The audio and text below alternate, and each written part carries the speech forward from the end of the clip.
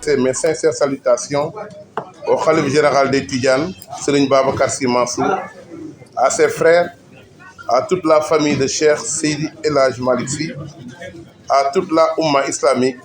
à la communauté chrétienne et à toutes les Tivaouanaises et Tivaouanais. J'adresse toutes mes félicitations à la population de Tivaouane, car cette victoire est celle de toute la communauté. Et nous allons nous évertuer à associer dans notre gestion toutes les forces vives de Tivaouane à travailler en conseil consultatif communal. Je me suis d'ailleurs toujours engagé dans cette voie, y récoltant un peu de demi qui est une consécration au vrai sens du terme. Je veux dire Diop Sy. En me le surmonnant, Serigne Mansour Sy Borom Daara J avait voulu m'élever à la grade d'un talibé modèle,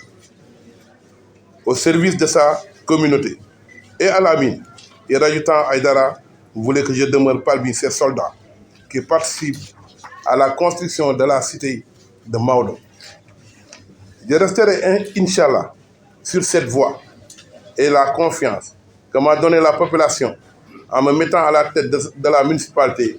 me permet d'avoir les coups de franche pour réaliser avec toute notre équipe le programme que nous avons bien voulu proposer aux Tivaouanois pendant la campagne électorale. Je vous dirai que je préfère maintenant laisser place à l'action, comme pour reprendre Al-Amin qui disait que, je cite, « Qui sème une pensée récolte une action. Qui sème une action récolte une habitude. Qui sème une habitude récolte un caractère. Et qui sème un caractère récolte un destin. » Et le destin de Tivaouane réside dans une véritable symbiose entre le pouvoir spirituel et le pouvoir temporel, mais aussi l'engagement de tous ses fils et talibés. Il s'agira dès lors de combler le retard de notre commune et victime pour se hisser au rang des grandes villes du monde, comme pour dire Tivaouane, ville sainte, ville verte, ville lumière, ville de savoir et de développement. Je tiens également à remercier tous mes collaborateurs, alliés, militants, responsables et sympathisants, mais aussi à tous ceux qui ont fait confiance à la grande coalition CPGE Neyler. À travers leur vote, sans oublier ceux qui ont fait un autre choix, je le dis, que je serai le maire de toutes et de tous et de tous dans un essor de respect, d'écoute et de tolérance. Je militerai pour une très grande proximité des services de la municipalité sur le terrain et continuerai en ma qualité de député de faire entendre la voix de la ville sainte. Je ne saurais terminer sans remercier et saluer le travail de mon prédécesseur, M. Diagne Sy Mbengue, pour le temps qu'il a consacré à la ville de Tivaouane. Cet investissement mérite notre respect et notre considération. Merci à mes épouses et à mes enfants qui ont supporté mes absences depuis des mois et je pense que cela va encore continuer et merci encore à toute la famille CPJ. Merci aux populations de Tivaouane pour la confiance que vous nous avez accordée. Cette confiance sera méritée, mais aussi elle se respecte. Merci à tous, je vous remercie.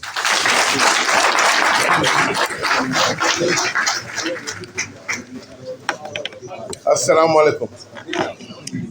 maa ngi leen di nuyu yéen ñëpp di leen remercier nuyoo bu maa ngi ciy jiital préfet di ko sant moom ak administration bi yëpp di sant aussi conseils municipaux yi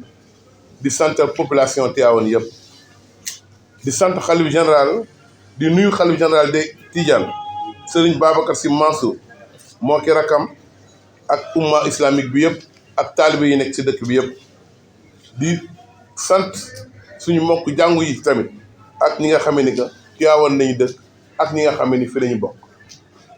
maa ngi félicité aussi population bi yëpp ci ndam bi nga xamee ni que am nañ ko mais ndam bi nag ndamu Tivaouane la du ndamu benn nit. maa ngi leen di wax ni que engagé wu naa tey pour wax leen ni que lépp loo xamee ni que defoon nañ ko fi wala ñu bëgg ko fi def buñ koy def dañuy àndandoo ñun ñëpp defandoo di sant nag ñi nga xamee ni que mooy Serigne Mansour Sy Borom Daara J moom mi ma tudde woon Diop di sant aussi sëñ Abdou Aziz Alamine moom mi ma ci yokkaloon ay dara damay sant aussi di la wax ne que dëkku Maodo ñun ñëpp dañu war a takk suñu ndig pour defar dëkk kon nag amatul xàjj ak seen ñu jàpp ni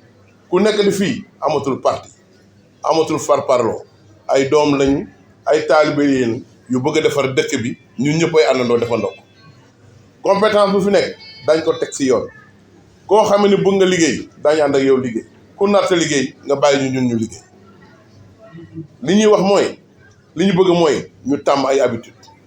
tàmm jikko bi mooy lan mooy di def pour œuvrer pour dëkk bi fexe ba dëkk bi dab yeneen dëkk yi nga xam ne ñoo nekk ci àdduna bi ñu di leen tudd fu ne ndax lan seen taar ak seen organisation ni ñu mel si dëkk bi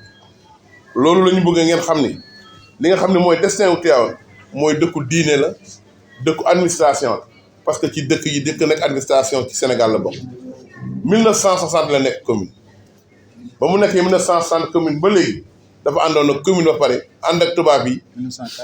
1904 la jëkk nekk commune mais commune de plein exercice 1960 la ko tàmbale kon yàgg naa nekk commune ba muy nekk commune peut-être am na dëkk yoo xam ne nekkuñu woon commune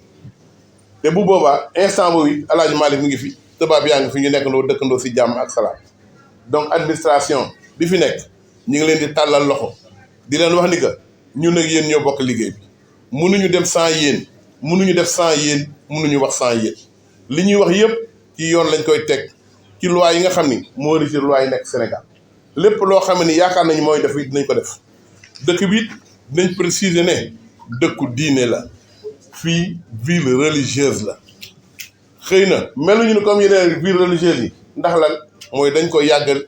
topp yàgg def yàgg bàyyi nit yi ñu nekk seen sago di def comme ni ñu ko bëggee lépp ñu teg ko si waxtaan boobu moo indi ba léegi lépp lu ñu defoon ni dañu ko ne di ko def ci cadre waxtaan parce que loolu la ñu gëm dañuy gëm ni waxtaan mooy defar ndax nit loo xamee ni que may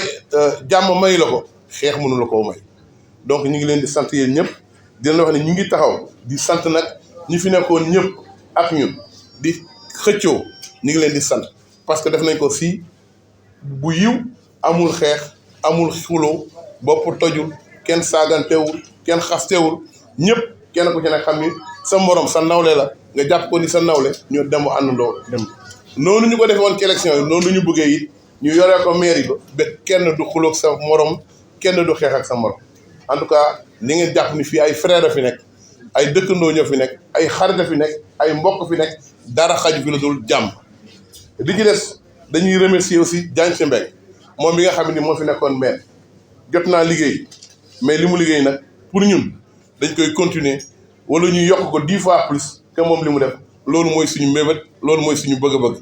ñu ngi leen di sant yéen ñëpp di sant aussi nag samay jabar ak samay doom boobu ba léegi ça fait des mois maa ngi toog fii kenn gisuma kenn xamul si lu ma nekk mais nag ñu jàpp ni loolu ñu nekkoon li gën a métti nga ñëw ndax dinañ toogaat duñ ma gisaat ndax fii laay toog du ma bouger du ma dem daw ma fenn yóbbantewu ma diglewu ma xamlewu en tout cas dama bëgg rek mu leer seen bopp ni mairie bi fii la ñuy toog demuñu fenn dañuy xëy suba ba ngoon jot di liggéey si mairie bi amuñu beneen soxla bu ñuy wax suñu soxla mooy liggéey dëkk bi suñu soxla mooy defar dëkk bi suñu soxla mooy nekk auprès des populations xam la mooy tawatu nit ñi seet naka lañ koy defee ak naka lañ koy réglé ñu ngi leen di gërëm ñu ngi leen di sant asalaamaaleykum damay jéem rek waaw maintenant léegi nag s'il vous plaît li ñu di demander léegi nag li ñuy demander mooy léegi la presse yéen dimbali on va travailler maintenant on demande à la presse de se retirer s'il vous plaît waaw toute la presse nag sans exception